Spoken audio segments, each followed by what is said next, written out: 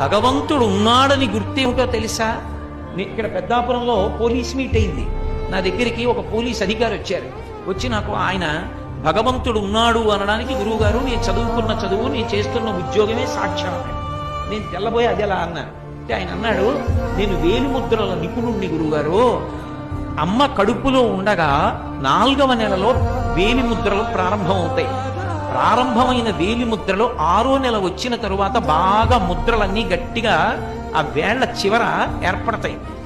అమ్మ కడుపులో 6వ నెలలో ఏర్పడినటువంటి వేలిముద్రలు మళ్ళీ ఎప్పుడు పోతాయంటే శవమైపోయిన తర్వాత కూడా పోవు. డీకంపోజిషన్ అంటాం. డీకంపోజిషన్ అంటే ఆ శరీరం ఇంకా చివికిపోయి బ్రహ్మాండంలో కలిసిపోవడానికి సిద్ధపడిపోతుంది, ఉబ్బిపోయి పగిలిపోవడానికి. అలా వికారమును చెందిపోయిన తర్వాత అప్పుడు మాత్రమే వేలిముద్రలు మారతాయి. అప్పటి వరకు వేలిముద్రలు మారవు. ఒక్క వేలిముద్ర ఇలా పెడితే ఆ వేలిముద్ర ఎవరిదో తెలిసిపోతుంది. ఇంత చిన్న వేలు మీద గీతలు గీసినప్పుడు ఇన్ని కోట్ల మంది గీతలలో ఎవరికి గీసిన గీతలా ఇంకోటి గీతలు గీయకుండా గీయగలిగిన మహాశిల్పి ఒకడు ఉన్నాడు. వాడు లేకపోతే ఈ గీతలు ఎక్కడి నుంచి వచ్చాయి? వాడు ఉన్నాడనడానికి నువ్వు ఎక్కడికో వెళ్ళక్కర్లేదు. నీ వేళ్లు చాలు, వేలి మీద గీతలు చాలు. నేను ఎన్నో కాగితాల మీద ఎన్నో వ్రాతలు రాశాను. అవన్నీ నీళ్లు పడితే చిరిగిపోయాయి, తడిసిపోయి అక్షరాలన్నీ కూడా ఇక కనపడకుండా పోయాయి.